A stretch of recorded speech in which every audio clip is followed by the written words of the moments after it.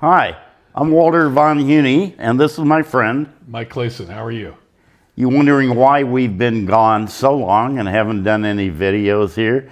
It's one of the reasons is my wife had knee surgery and knee replacement surgery, which went well, and there was a time of recovery for her. And then we went back to the surgeon after the 6 weeks, and the surgeon said, you're 2.5 weeks ahead of schedule. You're doing fantastic as to your bending and everything you can do. This is really great. And so we went out and thought maybe we should get something to eat and to celebrate. And we went into a restaurant where the tables and the floor and everything was wobbly. And she tried to sit down, and the table moved and the chair moved, and she wrenched her knee and screamed in pain. And we didn't know what went wrong. We had an ultrasound, an MRI, a X-ray, and we were afraid that she might have done something to her knee. But it is better now. We did not have to have an exploratory surgery, and that's, instead of making this longer, that's why we were gone so long, and because of that. Actually. Yeah. It reminds me not to ask you how you're doing. Yeah. Oh, let me tell you how I'm doing. No. I might find out.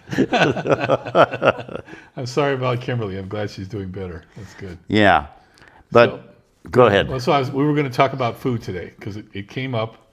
I forget exactly how it did come up, what the situation was, but Walter and I were talking about some of the foods that we have run into over the years, and I've got some ideas and some comments about some of the food I've eaten here in and around Jubilee.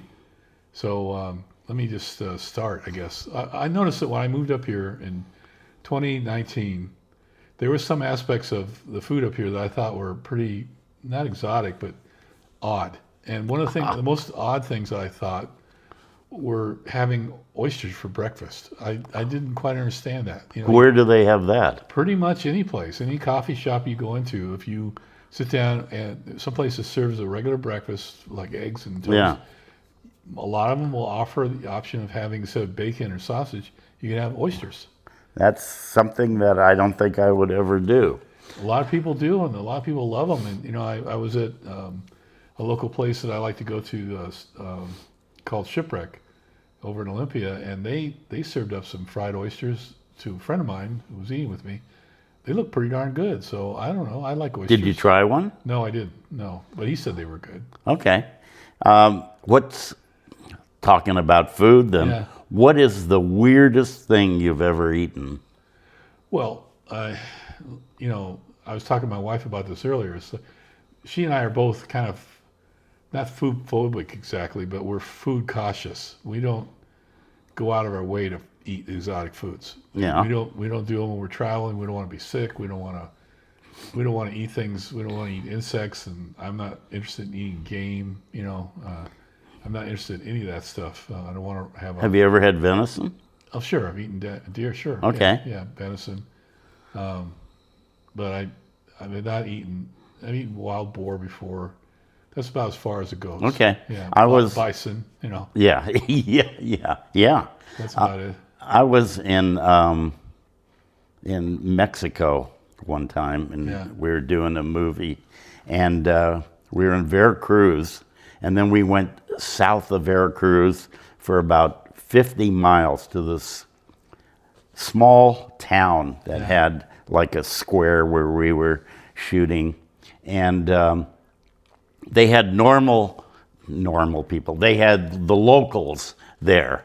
Yeah. And one of the locals, there's this big pot and stuff, and we went over, and he had fried crickets.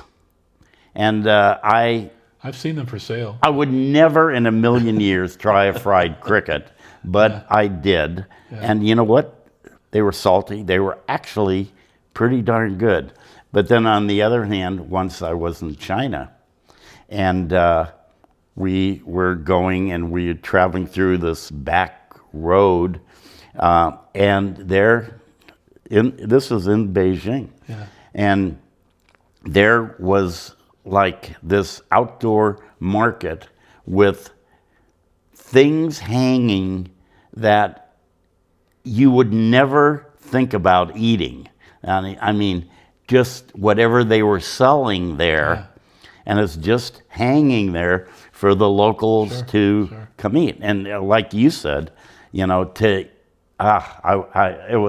was almost made you sick just looking at it. I don't judge. I'm just not interested. I mean, I've been places where they have chocolate covered ants, and one place I saw with chocolate covered bees. You know, bees chocolate covered bees. Yeah, and bees in like it was almost like some kind of a amber, like it wasn't honey exactly, but it was some kind of amber, and they were grasshoppers. I've seen that, scorpions on a stick, things like that. All great. I just not interested. Did you ever have escargot? Yes. And? Don't like it. Okay. Where did you have it? In France. Okay. I did too one time. Yeah. In France, Versailles actually. Yeah. And I didn't like it either. Yeah. And a lot of it depends on, like, if you go to a place and you have a great hamburger and everything, the bun is great, the meat is juicy, everything is great. But then you go to some other place and it is horrendous. Kimberly once in Switzerland, I'm naming all these places around the world. Once in Switzerland, she had a hamburger that almost made her sick. It was that bad. Yeah. Yeah, I just, you know, I've seen those foods in different places I've been to but I just don't eat them. I just don't care. But you know, to go back to the local food establishments around here, there's a couple of places I thought were interesting. One of them was I don't know if you've ever been to Van's Burgers, I think. Where is it? It's out on Yelm, and it's out in the middle of no place. It's out in the middle of a pasture almost. No. And it has two little buildings, small little huts. One is for the hamburgers and fries and onion rings, and then the other hut that's about 20 feet away is for the shakes and the drinks. Huh. So you can either walk up or drive up, and you have to go to both huts to complete your order. And burgers are pretty good. They're kind of they're not exactly smashed, but they're thin patties, but they have a nice sauce and everything. But what makes them odd is that even though the burgers are good, they're out in the middle of no place, and they only have, like, I think they're only open 2 hours at noontime. Oh, really? And sometimes in the evening for 2 hours, but then I think Saturday, Sunday, and Monday they're completely closed, and then Tuesday I think they're only open for 2 hours. So it's like they're doing their best to not have any customers, but even at that, they still have these long lines of people and cars and everything. So, but sometimes it's those places, those out of the way places, that are really, really good. Yeah. And you have that. And that's good. This is a good place. Yeah. And Kimberly loves ice cream, soft serve. Yeah. And we've tried numerous places. And once when we were living in Santa Rosa, and we were driving through a little town called Forestville, and we saw this, I guess you would call it a roadside place. Just, you go to the window, you order, and we said, let's just see what their ice cream is like. Yeah. So we stopped and we got their soft serve ice cream. It was the best. Yeah. And whenever we wanted ice cream, we would drive 10 miles to go there to get a soft serve ice cream. Well, you're doing that now. You're driving over here to. We can't find any great soft serve ice cream I here thought you were yet. going over that place in Sheldon, that dairy over there. What was that place? Oh, no, that's for ice cream. Ice cream. That's for ice cream. What's the name of that place? Olympia. Okay. Olympia ice cream. Okay, but that's a place in the middle. That's regular ice cream. But that's that also she out fell in in the love boondocks with. too, right? You have to. Yeah, it's in the boondocks. You go out of Sheldon, and you drive into the hills, into like the Olympic Peninsula there, and you go up this way, and then you go up a dirt road, and the dirt road splits off, and you finally end up. First time we went there, and I'm going, this has got to be wrong. There's a house and there's like a little warehouse. And Yeah. I'm going, someone's going to come get us. Yeah. But you go up and then there's a sign with like 32 different flavors of ice cream, and you fill out a piece of paper and you ring the bell, hand it to them, and then they get you your order, and the ice cream is really good. Oh, so how many miles is that from your house? Oh, that, what would you say? I have no idea. Is it 30? 30 miles? Yeah. So 30 miles each way for ice cream. Yeah. Okay, But well, no. But there we buy like quarts and we bring them home. Okay, it's still So, driving yeah, but for lots of ice cream. for lots of ice cream. But it's finding those, you've told us about numerous good places to eat. And I definitely drive long ways, long distances to go to a particular restaurant. I don't think of the restaurant per se. I think of who's got the best corned beef sandwich, I think. Right. Who's got the best hamburger, who's got the best, tacos or enchiladas or something like that. Right. I mean, like for instance, we were looking around one morning we were down in Tumwater, and we were looking for a place to have breakfast. And there aren't a lot of breakfast places down in Tumwater, that are open early. And so I was searching through, I finally found this biscuit house, and I kept driving around, I kept driving back and forth in front of these car dealers, Yeah. in front of the Toyota dealer, and this can't be right. But we finally drove into the Toyota dealer, walked into the showroom, and next to the new cars is the parts department. Right. Next to the parts department is a biscuit house. And so we had breakfast in a Toyota showroom, that's odd. We did It was good too, by the way. We did the exact same thing, and we couldn't find it. Yeah. And I'm going, this is supposed to be a great breakfast place. And we walked in, and after 4 of the salesmen tried to hit us up to buy a car, we finally got in. Yeah. And it was great breakfast. Yeah. But it's the weirdest thing to go into a dealership to find a place.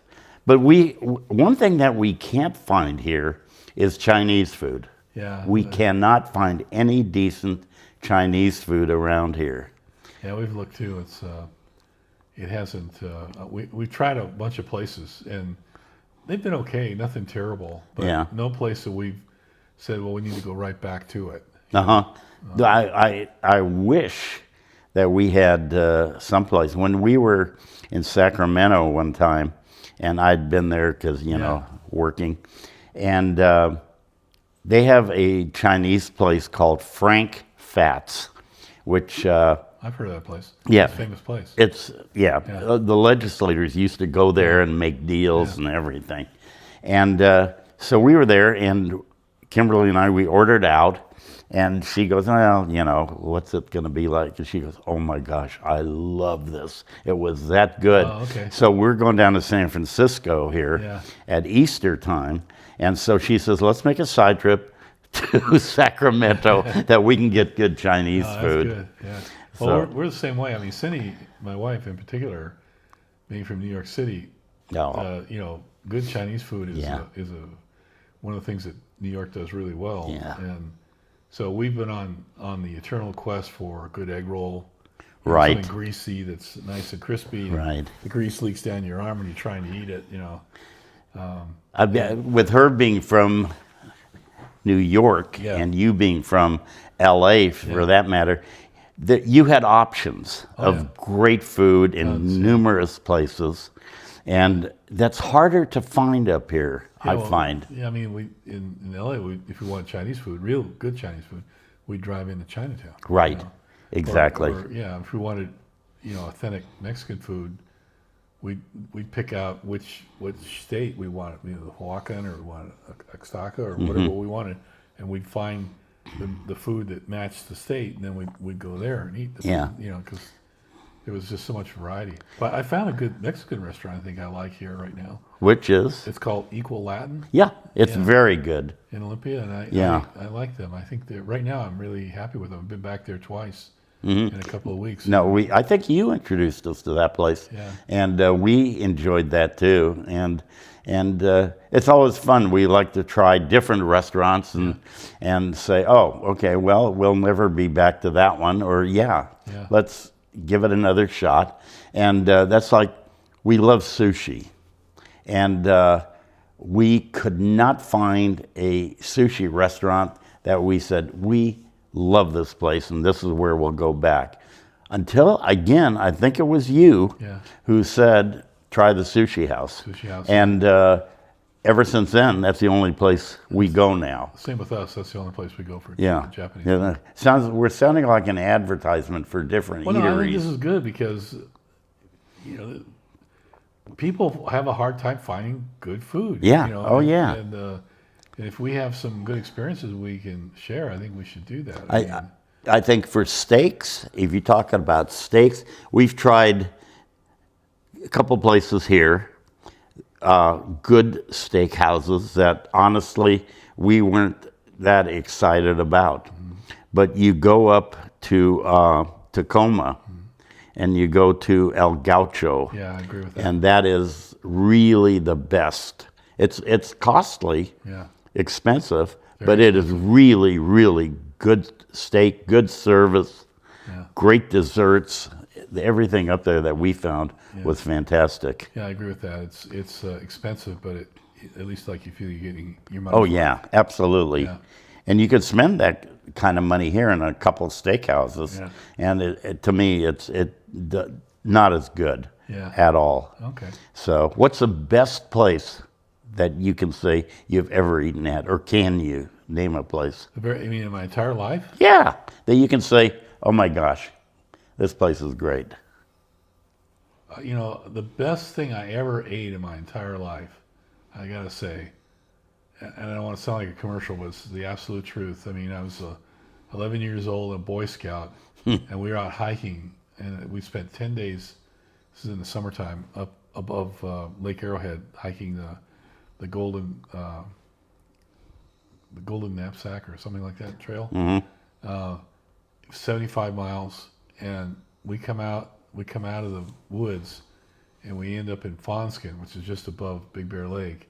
We come out of there, and there's a store, a general store there, and I walk in, and I am just so tired. I'm just exhausted and blistered and sick of my sleeping bag and my pack and everything. And I go in there, and I buy a Coke, and I drink that Coke, and it's the most delicious thing I have ever had in my entire life.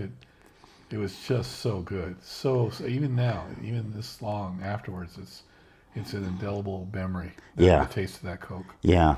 There's numerous places that I said, oh my gosh, that was such a great, great meal. Yeah. There was one place in LA, and you probably ate there. It was called The Old Place. It was off of Canaan Road and into the hills there. And this is back in the probably late 70s or early 80s. And it was literally this hole in the wall. Hole in the wall. And we didn't know. And we walked in there, there were 3 couples. And we walked in there, and you had 3 booths or 4 booths that you could sit at, or you could sit at the bar up there. So we had a booth, and we could fit all of us in there.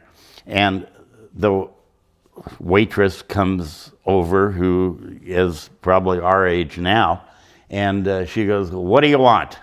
And we said, well, could we see a menu? Steaks or clams? And we said, what? She goes, what do you want? What do you want? Steaks or clams? And we said, we'll have the steaks. Medium rare, well done. And so we ordered it, and I'm going, oh my gosh, what the heck type of place is this? And just then, this guy, an older guy who must have been 80, comes over with not a suitcase, like a big briefcase, and we don't know what he's going to do, and he opens that up because, would you like to buy a tie? Oh, yeah. And we go, well, thank you, not today. And then she brought the steaks were this big with potato that was this. It was so delicious. Oh, that's good. It was so fantastic. And did you ever work at a fast food restaurant? Yeah, I not a fast food, but I worked. I spent 2 summers in different restaurants, and as a busboy and as a dishwasher. Okay. As the restaurant's only busboy and only Oh dishwasher. wow. And my job was also to make sure that ice was replenished in the salad bar. Oh, okay. And so I worked from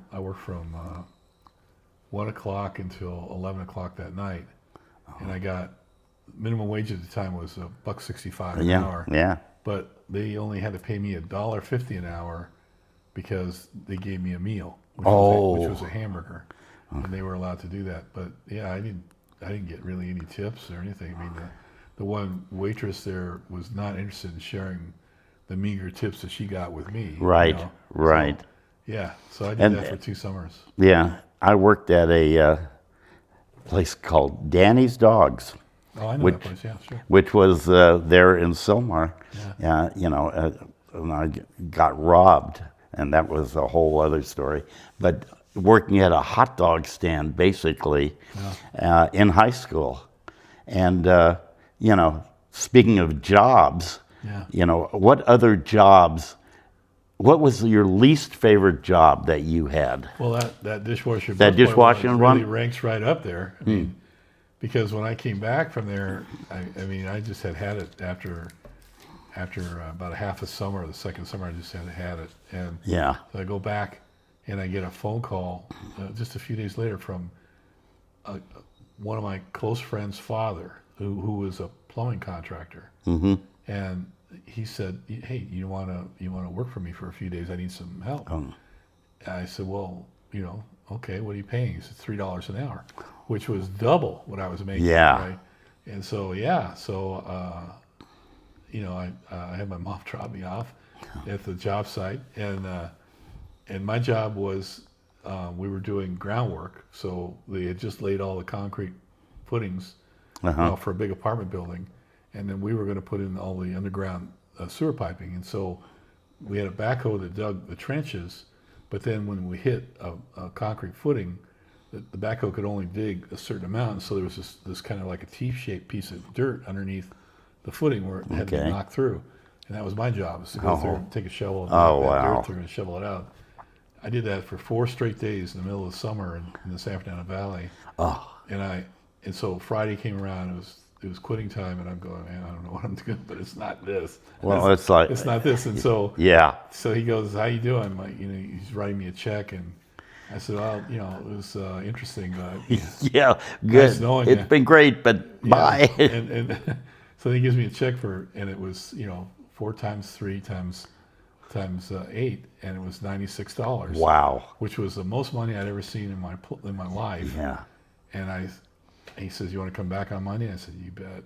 Yeah. And that started my construction career. So, Oh, wow. So Yeah. that changed the trajectory Interesting. of my life completely. If I hadn't had that crappy dishwasher job and then transitioned into this, what Right. turns out to be a really hard but more lucrative ditch digging job, then I wouldn't have become a plumber, and I wouldn't have become a contractor, and I wouldn't have become a building inspector, and I wouldn't have become a lawyer. Yeah, interesting. So that is, I built on each one of those things. So